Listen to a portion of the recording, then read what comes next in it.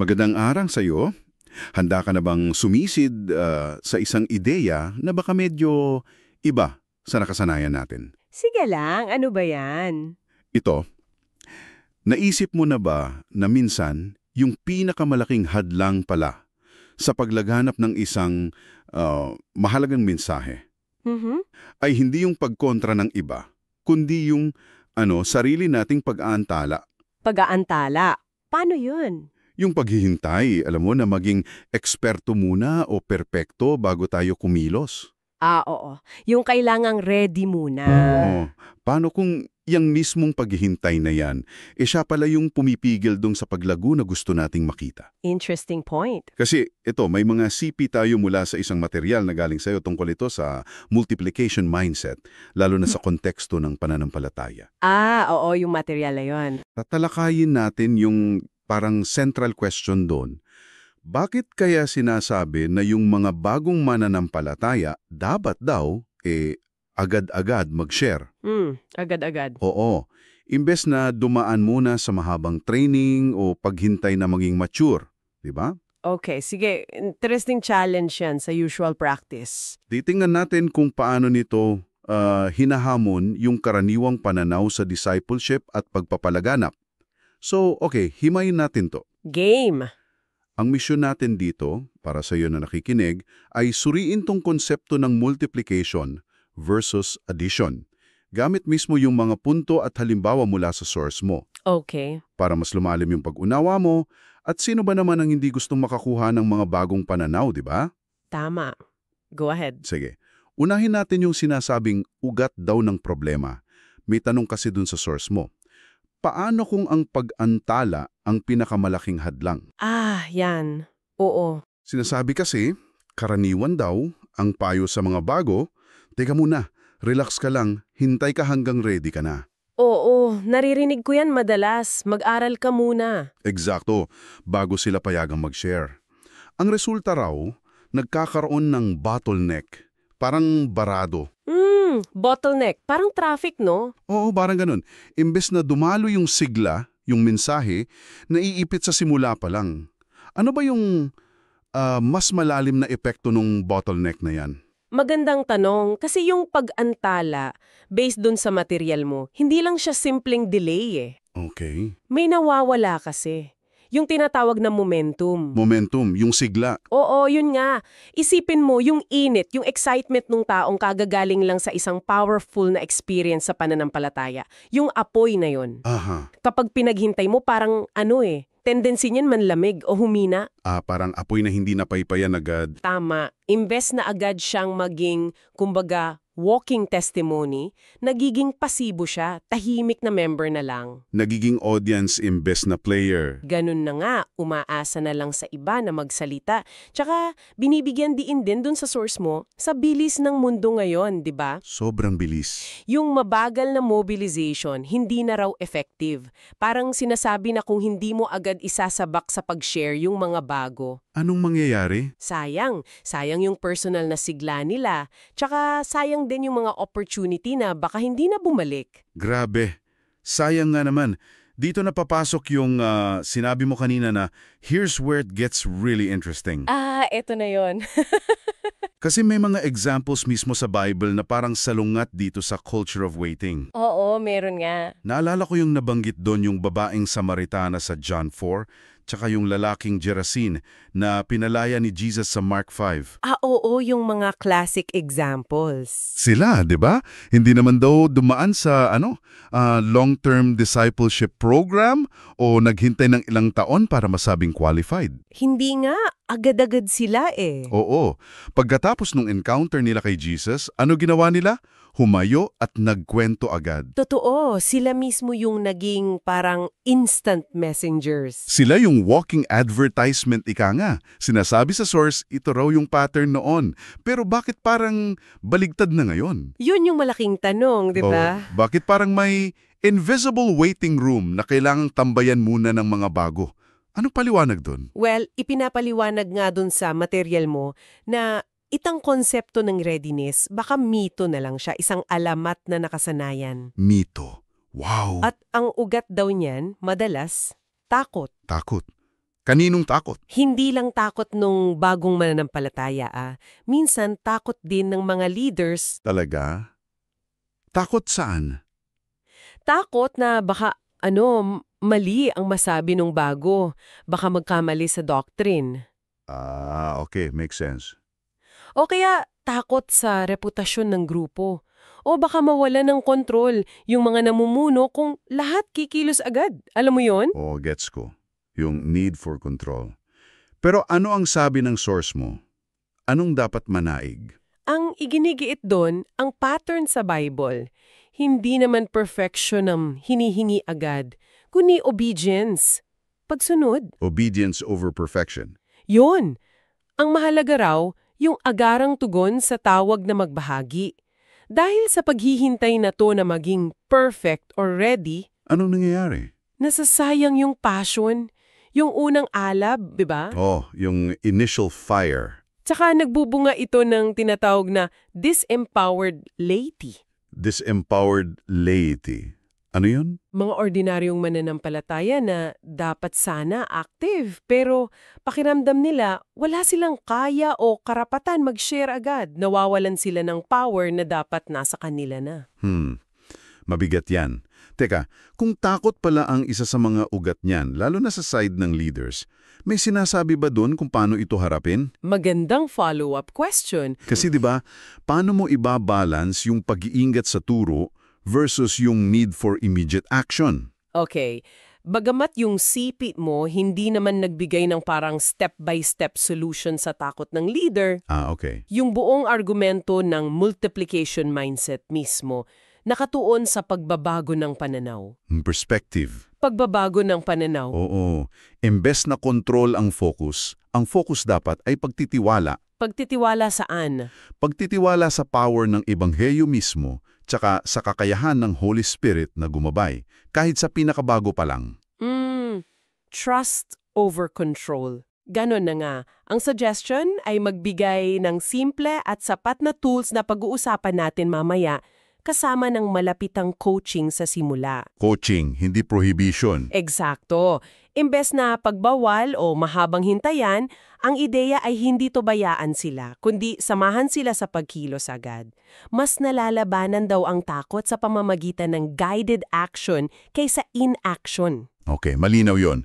Hindi pagbabawal, kundi pag-alalay sa agarang pagkilos. Okay, so para mas ma-imagine natin tong proseso ng paglago at pagpaparami. Sige. Yan, may central metaphor doon, di ba? Yung talinghaga ng mga hasik. Mateo 13, Mark 4, Lucas 8. Pamilyar to sa marami. Oo, napaka-fundamental niyan. Dito, yung binhiraw, salita ng Diyos or ebanghelyo. Yung lupa, puso ng tao.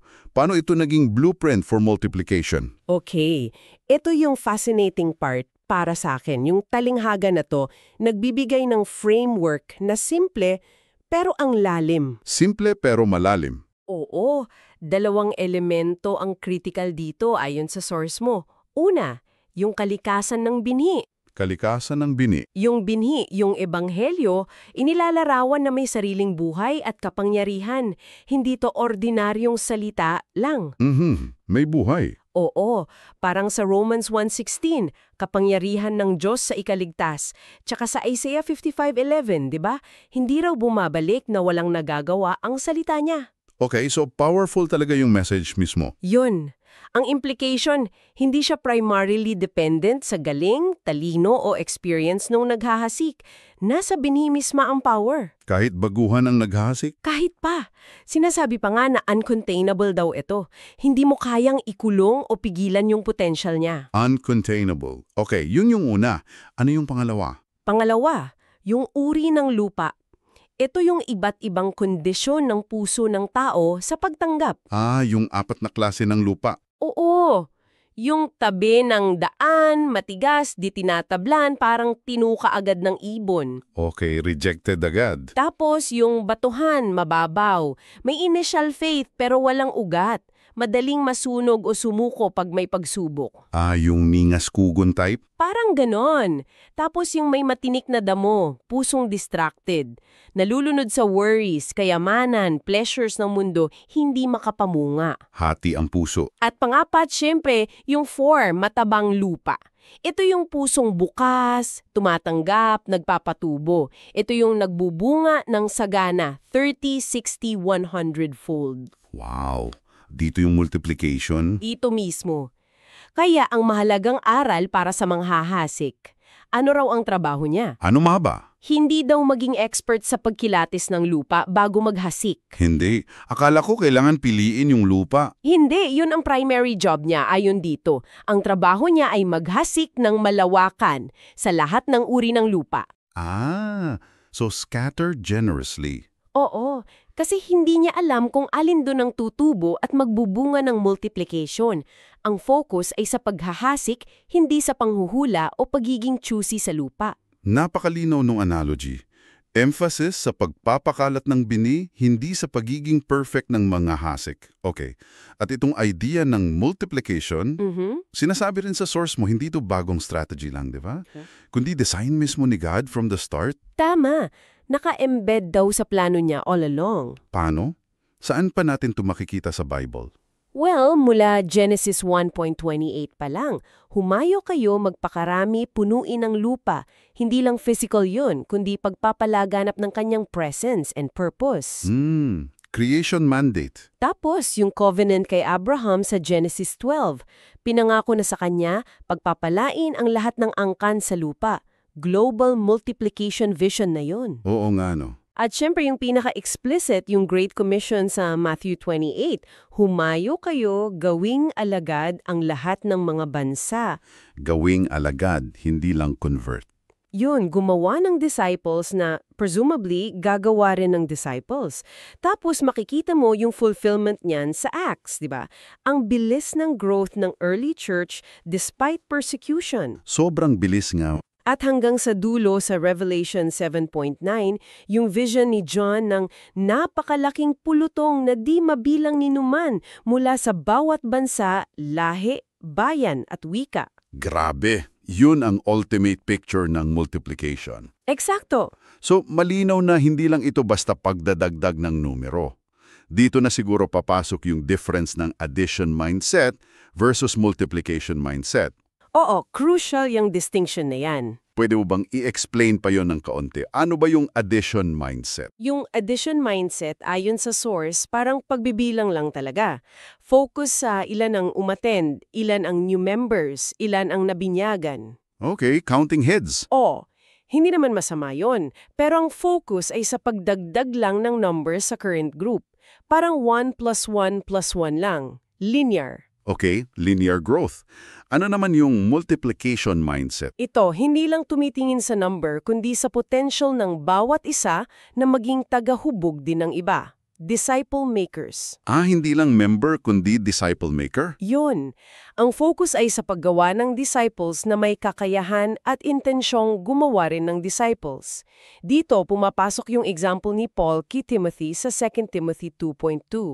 Yung 4 na henerasyon. Oh, ang narinig mo sa akin, Paul, ipagkatiwala mo, Timothy, sa mga tapat, Gen 2, na may kakayahang magturo naman sa iba, Gen 3. 4 na spiritual generations in one verse. Wow, in one verse lang. Ito yung diwa ng multiplication. Bawat isa, nagiging simula ng panibagong paglago. Hindi lang 1 plus 1, kundi 2 times 2 times 2. Exponential ang potential. Exponential nga, grabe. Pero syempre ang tanong ng marami dyan, Ano yon? paano to gagawin? Sa praktikal na paraan. Kasi baka isipin, ang ganda ng concept, pero parang ang hirap i-apply lalo na kung baguhan lang. Oo. Yung how to. May mga binabanggit bang practical frameworks or tools dun sa source mo? Para hindi lang to theory. Meron naman. At ang maganda, simple lang yung mga models na sinasuggest. Talaga? Ano yon? Isa rito yung rhythm na C1, do 1, teach 1. C1, do 1, teach 1. Paki-explain. Parang ganito. Una, tingnan mo muna, C1, kung paano ginagawa. Observe mo yung mentor mo. Okay, observe first. Pangalawa, subukan mong gawin mo mismo, do 1, with guidance pa rin siguro sa simula. Practice. Pangatlo, agad mong ituro sa iba. Teach 1, i-pass on mo agad yung natutunan mo. Agad, kahit di pa master. Yun yung point. Ito raw yung pattern na ginamit ni Jesus sa disciples niya at ng early church. Hindi kailangan ng complex curriculum agad. Simple lang pala. Oo, model, practice, immediate replication. Yung simple at paulit-ulit na proseso ang nagpapadali ng pagbasa. Okay. See one, do one, teach one. Simple pero mukhang effective. Bukod dyan, may nabanggit din na sower's toolkit. Oo. Yung toolkit. Ano naman ang laman nun? Ano yung mga basic gamit na kailangan ng isang bagong manghahasik para makapagsimula agad? Oo, yung sower's toolkit parang initial na set lang ng mga simpleng kagamitan para makapagsimula agad yung bago. Hindi komplikado. Okay, ano yun? Sinasabi dun sa source mo, pwedeng kasama rito yung una, isang simpleng balangkas para sa personal testimony. Yung kwento niya. Oo, paano mo ikwento ng maikli at malinaw? Siguro 1 to 3 minutes lang. Yung buhay niya bago kay Christ, paano niya nakilala si Christ, at ano yung pagbabago pagkatapos. Ito yung pinaka-authentic niyang maibabahagi agad eh. Tama. Kanya yun eh. Ano pa? Pangalawa, mga simpleng gospel presentation, mga visual or madaling tandaan na paraan para i-explain yung core message like yung 3 circles or bridge diagram. Para madaling ituro rin sa iba. Yun, madaling matutunan at maituro agad. Pangatlo, ilang piling scripture anchors. Hindi buong Bible pero ilang key verses lang na support sa testimony at sa gospel. Okay, like Juan 3:16, mga ganon. Oo, mga ganon. Roma 3.23, 6.23, Efeso 2.8.9, yung mga foundational. Pang-apat, isang simpleng gabay sa panalangin at pag-usap. Tips lang paano mag-pray for people at paano simulan yung usapan naturally. Practical tips. Okay, meron pa ba? At yung panglima, na sobrang importante, focus sa mentorship. Hindi lang bigay ng toolkit tapos bahala ka na.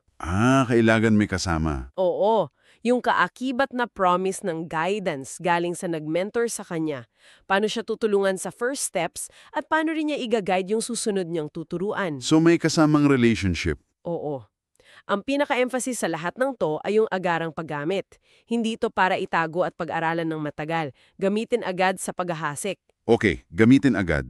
So, kung ibubuod natin, ano ang kahulugan ng lahat ng ito? Bakit napakahalaga, based sa source mo, na kumilos agad ang mga bago? Yun nga. Ano yung benefits compared sa traditional waiting game? Oo, ano yung mga konkretong benefits? Binubuo dun sa material mo yung ilang crucial reasons. Una, nasasalo yung momentum.